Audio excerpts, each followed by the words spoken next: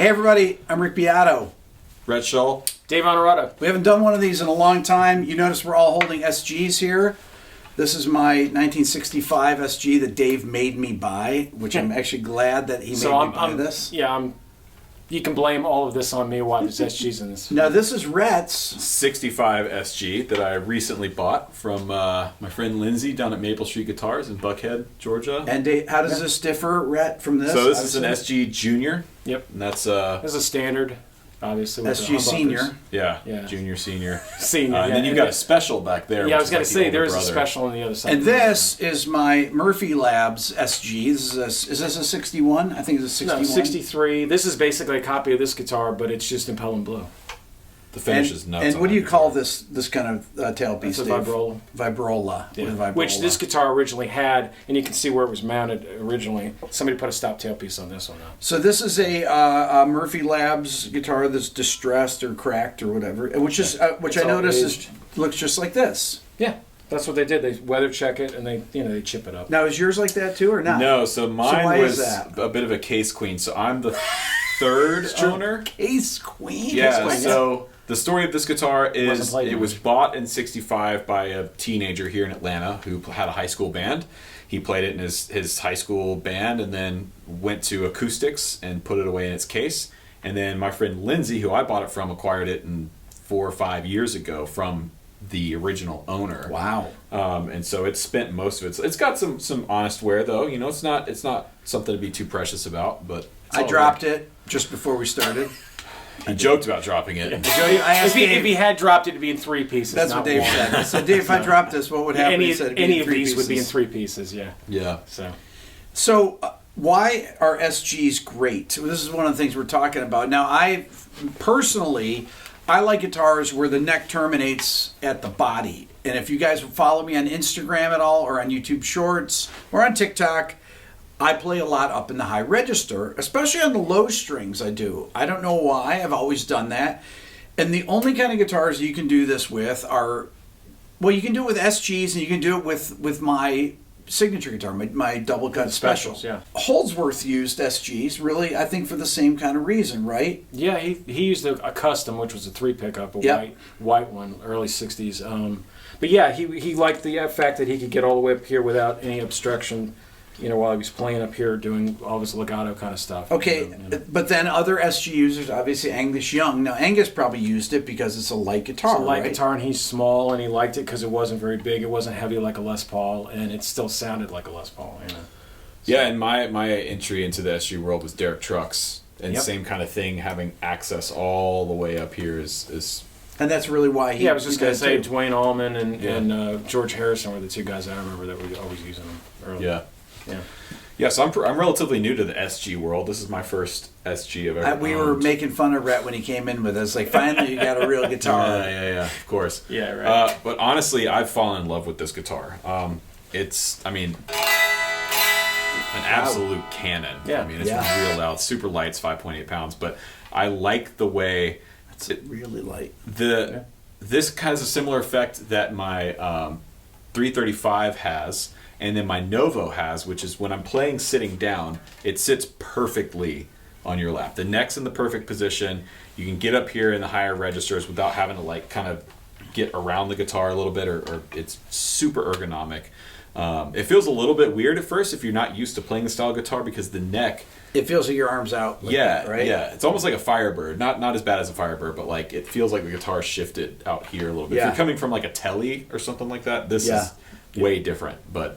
Wonderful. I kind of look at these as sort of a Gibson version of a Strat. Yeah. In a way, so. Yeah. And which was funny because the Les Paul was like a Telly, or a Telly was like a Les Paul, so. Yeah. I never thought of that. A good burst. Yeah. A good burst Les Paul should sound like a Telly on steroids. And it feels similar because the one single cut, and all that, so. I never block kind of style body where this is contoured like a Strat, Right. Yeah, so which is why this came out in '61 because Gibson, everybody was kind of like, oh, the Les Pauls are passé, so Gibson decided to change this, and they didn't.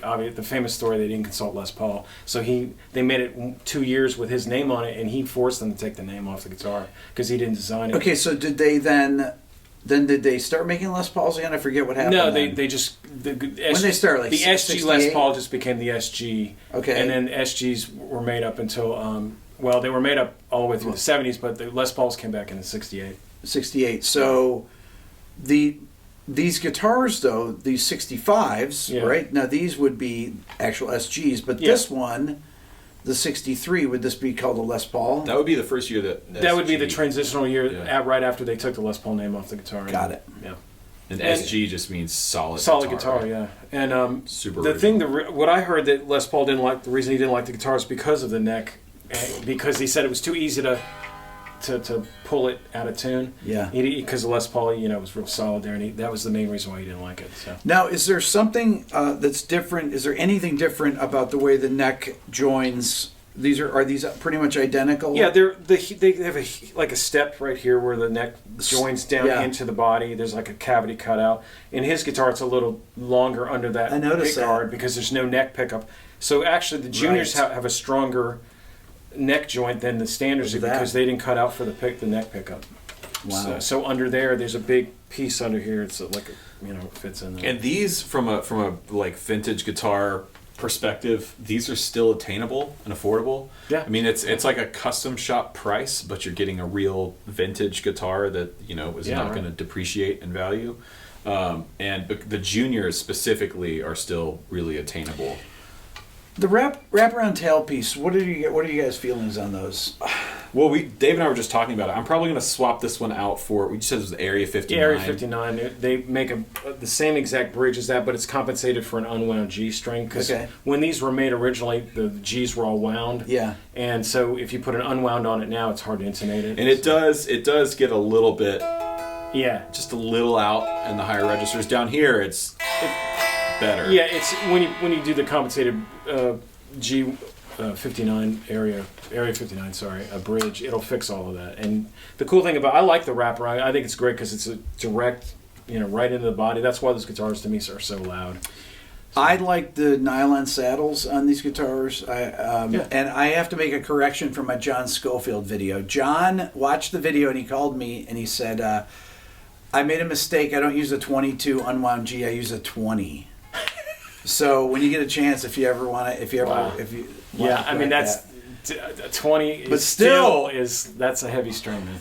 Yeah. 2016 Dude, B. see, watching him bend like and he's just major like third on it's just that. like so oh it's my like god! I laughed too because it was like, yeah, but like my hands are killing me. It's like, and he was just like, oh, I can do like it's like, oh yeah, all right. I mean, he does have big frets in those Ibanez, but which helps. But I mean, still, he's a big dude. yeah, too. yeah. I mean, his got hands huge are, hands, yeah. So, but still, man. I have big hands too, but I can't do that. I mean, yeah, a it's, third Schofield is. thing. I mean, that's no joke. Yeah. dude. yeah, he said, yeah, I can't really bend the E string up a third, and then he does it. It's like, I thought you couldn't do that. Oh, I didn't realize I could do that. It's like, He's John Schofield, man. Come Yeah, on, it's John Schofield. so I noticed something on the Grammys the other night that I know I watched it, so you guys didn't have to. There were a lot of Grammys guitar players, and there was a lot of guitar playing, a lot of drumming. My good friend Mateus Asato played with Silk Sonic. Mateus is one of my favorite guitar players.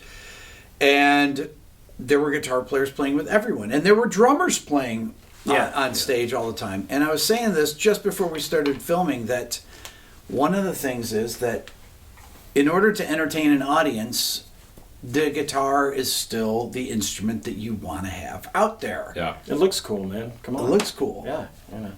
Right? And so do Right. real drums. You Right. don't want to go out there with your sampler and I hit mean, the why do you think key everybody to air start. drums and air guitars? Because they want to, have the instruments. You got a microphone. You do some. I air a guitar when I'm holding a guitar. Even if I can play the thing, I air a guitar. Right. No, I think it's an interesting point that even as music shifts and changes and the taste in pop culture changes, like these things have remained. The popularity of the guitar ebbs and flows. And I remember in the documentary "It Might Get Loud," The Edge talked about this, where he said, at several points over the decades, I've thought I've witnessed the death of the guitar in pop culture, but it always comes back. And I think we're starting to see that a little bit now, especially after, we've talked about this before, but the pandemic.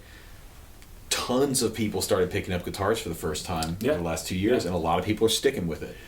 I asked this question at my live show at the Gramercy Theater in New York. I said, how many of you bought guitars were you on the stage at that time when I asked this? Yeah, how many of you bought guitars during the pandemic? And then a lot of people raised their hands. I said, how many are still playing? And most of the people still are playing. Cool. And I think that's one of the things Well, we'll know in 5 years whether they stuck with it. Well, okay, so this is kind of another interesting point. How difficult it is to get guitars now still. Yeah, the production, they can't keep up with, nobody has anything in stock. It's like all the parts are being, hoarded by certain people or certain Are the values of the guitars going up? I know that they're charging more. Yeah, gear prices are going nuts. I know they're charging more, but are the values of used guitars going up because of this too? And I don't think this is a bubble. I think this is the new normal. I think gear prices have taken a step up, and I mean, I don't see things really dropping. As long as people have money in their wallets, they're gonna buy it if they want it. So But yeah, specifically, I just had a friend of mine bring me a '70 Les Paul, and he had no idea what the guitar was worth. He thought it was because he said, are these worth a lot of money now? I said, what do you think it's worth? And he goes, well, probably about $2,000. I said, no, it's about a $7,000 guitar. He about fell over. Dave, why don't you say I'll buy it for you? No, buy it for $2,000. He's a nice guy, but he just was just kidding. He has no idea. He really didn't have any idea. He goes, last time I priced these were like $2,000, and I'm like, yeah, like 5 years ago they were, And I told him this is a $75 guitar, and he just looked at me in total disbelief, and I was like, I took him on reverb, and he was like, oh my God, yeah. Okay, so the other thing that when we were in New York, Mitch Colby, who makes Park amps and Colby amps and makes the Sun Dragon. Yes. Mitch is one of the best amp builders in the world. I have a few of his amps here, which I absolutely love. So this was right after the announcement about the tube shortage, and Mitch said to me, he's like, oh, I've got tubes for 3 years or so, and he goes, oh, we've been through this before. And then I started thinking, like, well, how often do I actually change tubes on amps? Dave, how often do you change tubes on your amps? The ones I gig regularly, usually I get about 2 years out of a set. Okay. If I'm using them a lot. That's like... But you're playing long gigs, though, too, Yeah, right? I'm doing 4 or 5 hour gigs. It depends on the amp as well. So that's your Tweed? Yeah, my Deluxe. And then also, the Deluxe, the 6v6s, yeah. And I'm pegging that amp pretty good, so it's getting used. I mean, it's not just idling, so... Yeah.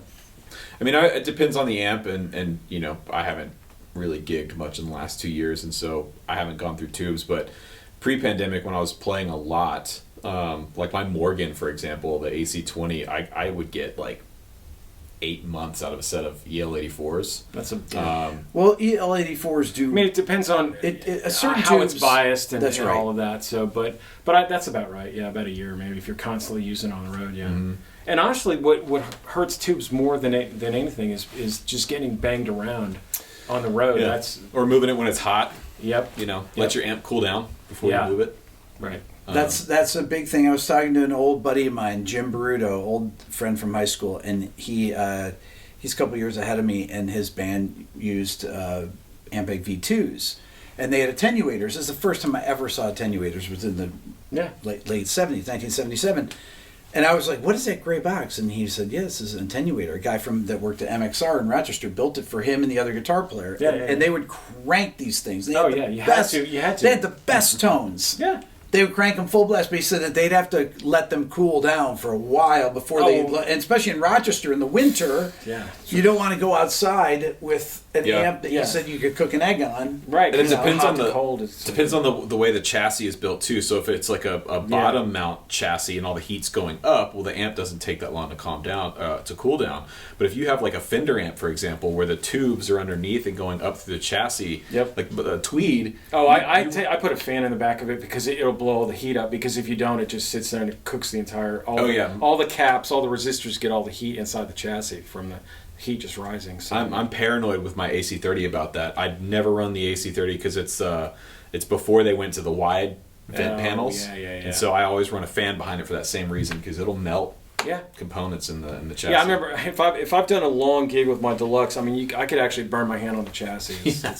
It'll cook a hot dog, man. It's no joke. So they do warm up. Even that amp's only like basically 16 watts, but they sit long enough, they get hot. We used to do, when I would do sessions, I'd have amps that would be, if I'm making a record, typically have about 4 different amps in the control room, but I would be using them for hours and hours every day, day after day. It was always hot in the control room. Yeah. You'd walk Always in, you're hot like, in the you must have control been cutting guitars today. It would be, honestly, there would be days where it would be 20 degrees out, which in Atlanta's, in the winter it can get down to 20 degrees, and we'd be cranking the AC in the studio because it would be 80 degrees. Well, it's not just the amps; it's power supplies for your mic preamps and your the tape machines, machines, everything. If you have a console, I mean, old SSL console, it's putting off. It's like a furnace putting off. Well, like your Neve console that used to work at Triclops. How hot would that thing get, Dave? Dude, this transformer underneath the board, it was like it was a portable heater on your legs constantly.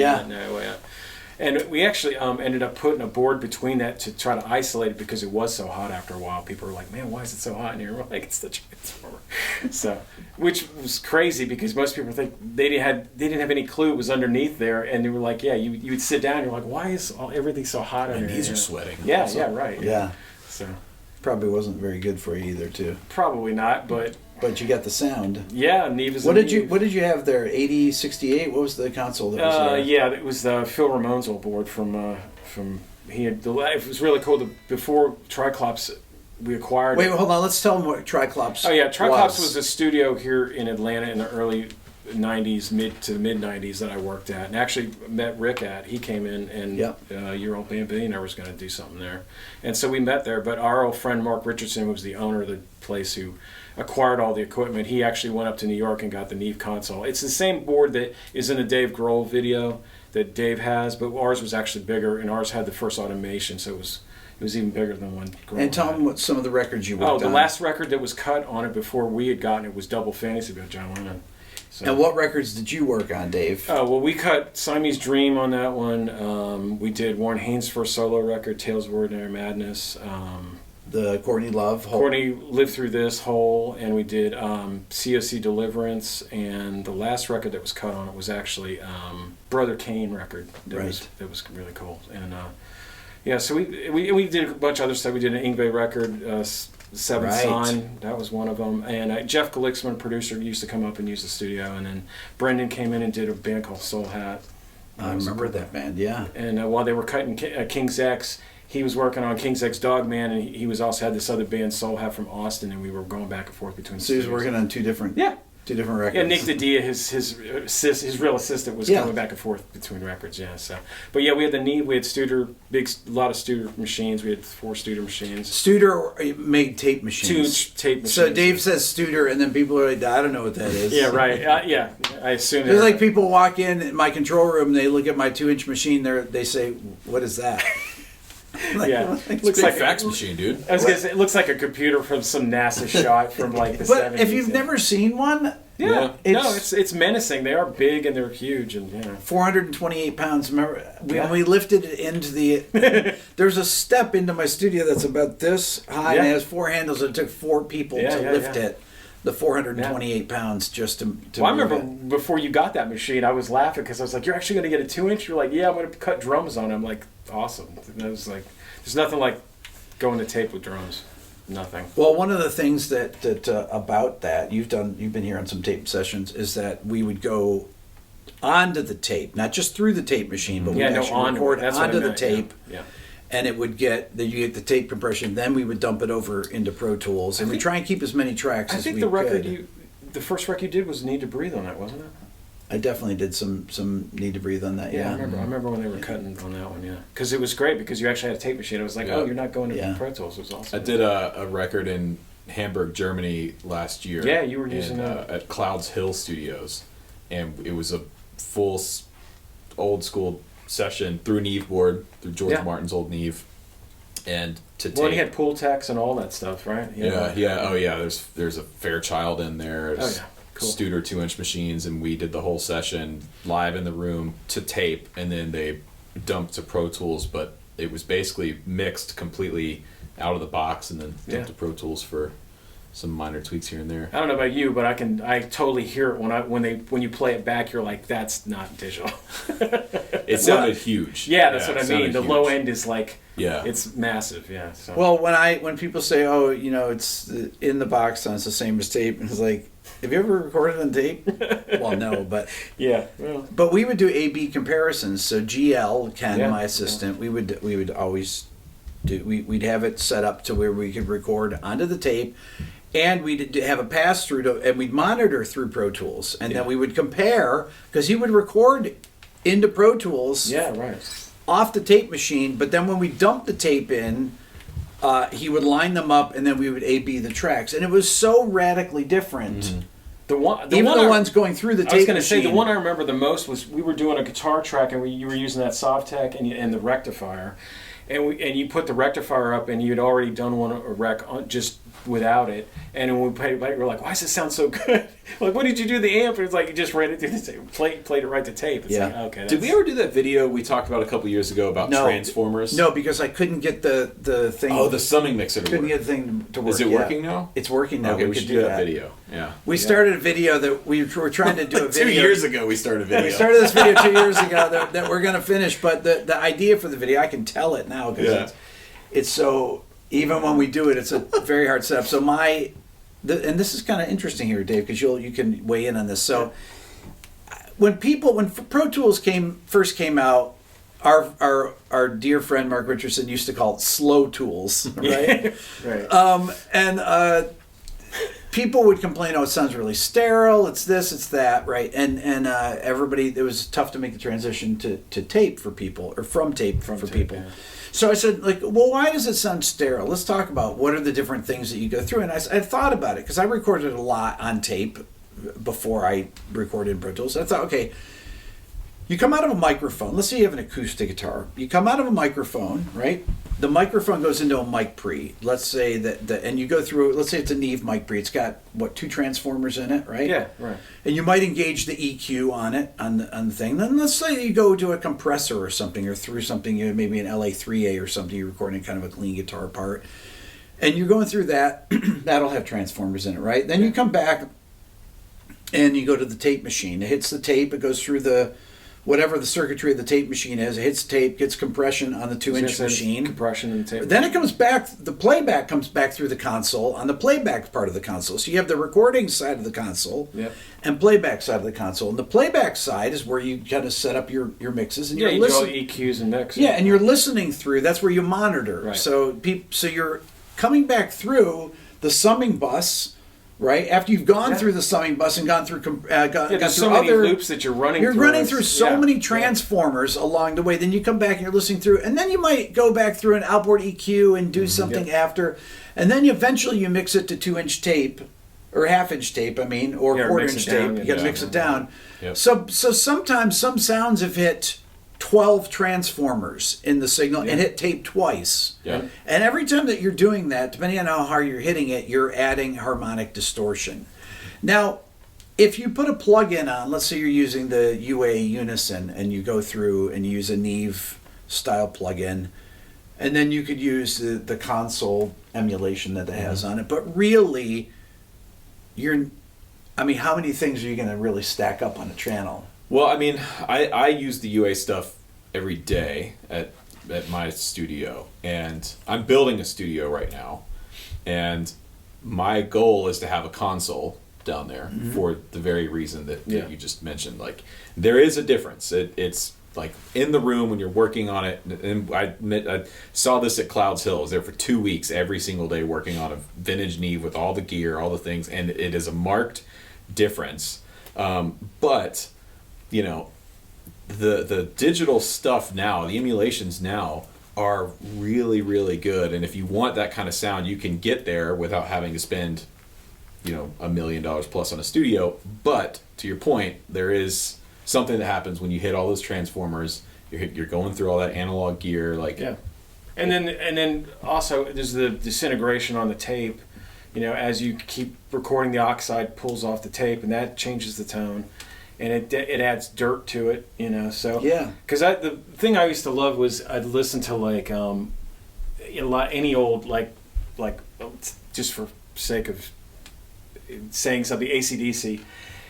You know, I can listen to those records and you can tell how hard he's hitting the tape with those guitars, because Angus and Mal's guitars were not that distorted, but by the time he hit the tape and compressed it the way he did it on all the analog stuff, all of that added all this dirt to those guitars, you know. Jimmy Page didn't have that distortive guitar tone. If you listen to the first Zeppelin record, the drum tones, listen to Good Times, Bad Times, I love the distortion on the snare, on the kick. Yeah. All the drums are distorted. They're not just distorted from the tape, they're distorted on the console, and they sound phenomenal. Well, I mean, at Tricops, when we ran drums, when we were like doing the Pumpkins record, everything was in the red. Like if it wasn't in the red, it didn't sound good. It was like that was part of it. It sounds hilarious, but it really that console didn't sound good till you started pegging the guitars and the drums. Well, there's another thing to that workflow that I've found, and this is a subjective thing, rock stuff, but I like working that way because it kind of forces you to commit faster. When you're working in the box with plugins, you can get option paralysis where you're like, do I like that snare sound? Maybe I should swap this sample out for a different snare sound, or do I like this EQ, or do I like this EQ, or this compression? Whereas when you're working in that, especially when it's like a band in a room tracking to tape, it's like, you know, time's money. Yeah, as a guitar player, it's like, all right, this sounds cool, this part sounds cool, commit to it, and then get on to the next thing. I'll tell you some of the best things I ever recorded were stuff that at the time, I was like, I don't really like that. And then later on, I was like, man, I'm so glad I didn't mess with it. Yeah, because usually your best ideas are first, when it's just fresh, and you work off of your gut and what you're initially hearing, you put it down, and then... And because if you're sitting there messing with the tone so much, trying to do all this stuff, or in the back of your mind, I can fix it later, that's the kiss of death. Well, yeah, or tracking solos, too. Like, I've gotten to the point, if I'm working on a video and I have to record a solo, I give myself 3 takes maximum if I can't get it done. And if Rhett's doing it here, I give him 1 take. 2 takes. No, you give him more than me? Shit. I was 1 take. It was like, no, you got 1 take. Just give me the guitar. Give me the guitar. I went to NAMM with Dylan, Summer NAMM, probably 4 years ago or so, 5 years ago, something like that. Dylan didn't want to go up in Nashville. We took one step in the place. When can we leave? Well, to be fair, he probably heard the cacophony that his Summer NAMM was like, we just walked in, Dylan, and Warren Hewer puts a mic in my face. He says, Rick, I haven't seen you in years, and then I remember that Warren had assisted me on a recording in 2004, and he goes, and he says, I'll never forget, you bust the snare bottom mic and the top mic together, you committed to it. And I was like, are you sure? What? You want to do this? And it's like, what are you talking about? And it's from working on tape. Yeah. That you'd never waste a track for the snare bottom. Like you just just commit, you get the sound, you commit, and you just do that. That's right. We would, because when I was interning here, we used to do it with the Y cable, right? You'd run the Y cable on I would do that on the toms. That's right. I'd do that in the toms, but I would always commit with the snare bottom. Yeah, mic. because it's just common. You would never waste a track. Right, you were just like, why would you waste a track? Yeah. Yeah. So and tape was expensive. It was like the more you rewind it and play it and rewind it, it wears out and it starts, disintegrating every time. Now, man. Yeah, I know. It's crazy. So it's crazy. But yeah, I mean, that was half my job at Triclops, was running across town trying to find 456 and 499 2-inch tape, because we would, we'd be doing mixes and you'd be... Dave, how long would it take to clean the machine in the morning? You had to do that, right? And how often would you demagnetize it? Once a week or more than that? Depending on the session. I remember like the Pumpkin sessions, there were so many drum edits and so much overdubs and stuff, so many guitars being laid down. It was like every other day.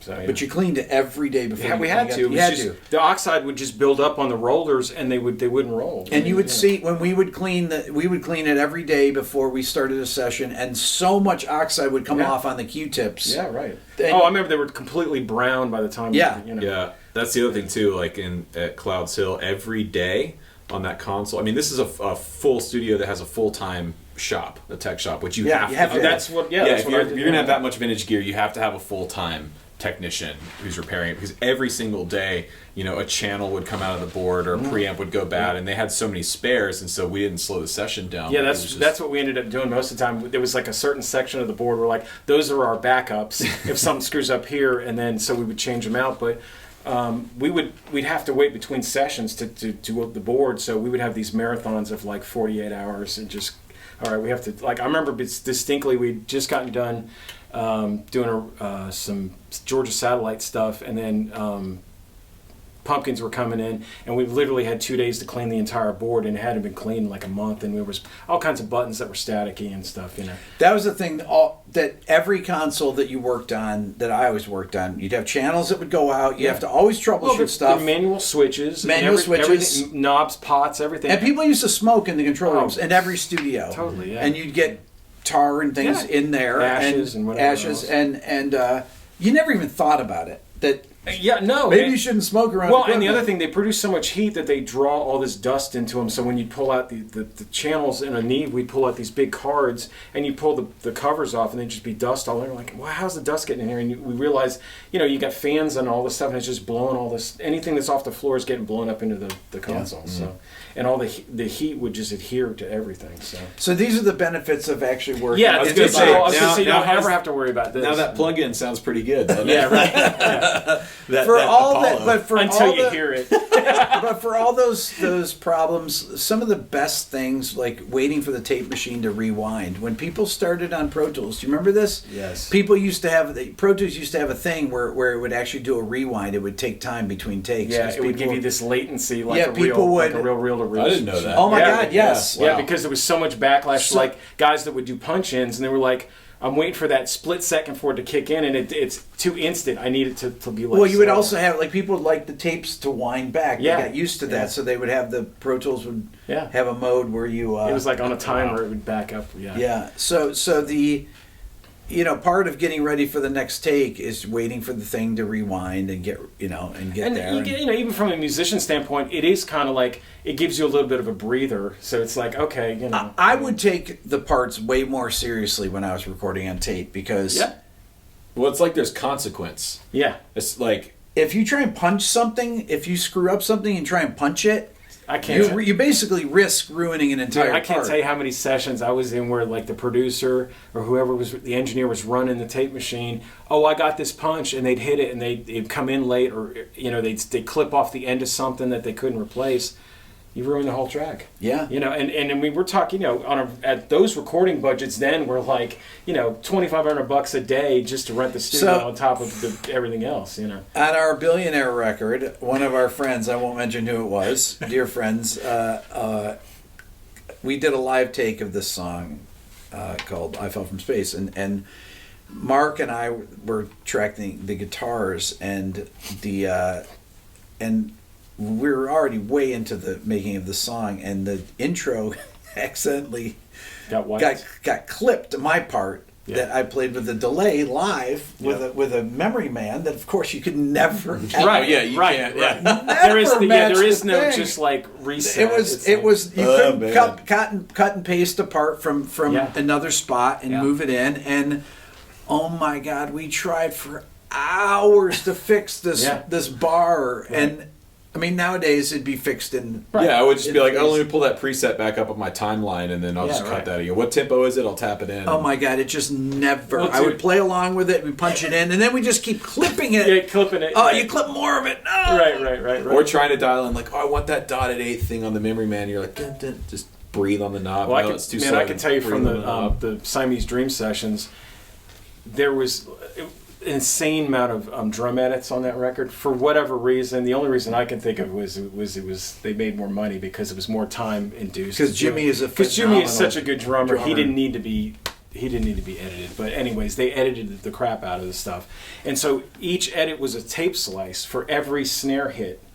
And one of the guys that was working, this really good engineer, Jeff Tomei, who's in town here still. He's a phenomenal engineer, and I just remember him doing the drum edits, and it was like, at any moment he could totally ruin this entire song. You'd rock the reels, you'd find where the hit was, and you pull it out and you use a grease pencil and you'd mark on the back of the tape where it is. Yep. Then you put it on the take an X-Acto and cut it at an angle. And on the block and tape the pieces together. And you talk about committing yourself. Oh my God. That was like, put it this way. You never even thought about it though, honestly. Well, no. Well, I mean, you thought about it. You thought about it, but you were just like, I can't screw up. And so, think about it. Now it seems kind of comical, but okay, we're at the sessions, and basically this record is a do or die for the Pumpkins, you know. And if we ruin a track, you know, I mean, that's like how many tens of thousands of dollars did you just, you know, flush down the toilet because I missed an edit, you know? It's like, it was serious, man. It was a whole art form in itself, you know. And now it's just like, oh, just run it back, take it off the grid, you know. Yeah, but I would say objectively that's better than having to edit tape like that. Yeah, I mean, well, there's definitely some benefits. Yeah, to there are some modern benefits. There are some benefits. Technology, and the fact that, like, you know, me at home with a computer and a 4-channel interface can produce stuff that sounds like really, I mean, anyone with a laptop. Okay, so to that point, I could not do anything. I would not have a career. I wouldn't have this channel if it wasn't for computers. Period. Right, sure. I wouldn't know how to edit video. I wouldn't have been a producer. I never could have learned. I recorded in studios, but I never learned how to do anything. I didn't know when I started producing. I didn't know the difference between a 57 and a 414 or anything. I didn't know by fire, man. That's the best. That's the best way to learn. And computers and Pro Tools enabled me to learn how to engineer and produce records without having to apprentice at a studio for. Yeah. Because even though I worked in studios since the 80s, I recorded in studios many times, I never paid attention. I just didn't. I wasn't one of those guys. It's funny because that's even how I got, like when I worked at Triclops, I never meant to even work there. My band went in to cut a record and Mark and you never left. And he was like, "You're working for me because you know, like, you know how to set all these amps up really well." And I was like, "Okay, I guess." You know, I was just out of GIT and I was like, "Okay, sure." You know, so I learned all that stuff by just osmosis, by being around it, and it was like, you know, after a while you're like, oh, I can do this, you know. But it's one of those things where I had no clue. If you would have told me I was working in a studio like that, I was like, why? So leave your comments in the comments section. Let us know about your experiences with analog tape, with SGs, with anything that we've talked about. Yeah. And I'm going to give another plea here. I did it on my video today that I put out. That subscribe to my channel here. Subscribe to Rhett's channel. Subscribe to Dave. Instagram. Because I'm trying to get interviews with some of these really famous stars that people want me to interview, and I want to interview. Yeah. I said this is a fact. 54% of the people that follow my channel are not subscribed. So I have 5 million monthly viewers here. And people don't even realize that they're not subscribed. The same is with your channel. I think mine's like 60%, 65%. Yeah. Well, there's a reason for that, but that's just joking. So hit the subscribe button. It doesn't take anything. You don't even have to hit the notification bell. Don't even worry about that. Just hit the subscribe button. So I can say to people, I've got 3 million subscribers. I'd like to say I've got 5 million subscribers. It would make getting some of the big name musicians that you know that we want to have on here happen. So thank you, everybody, for watching.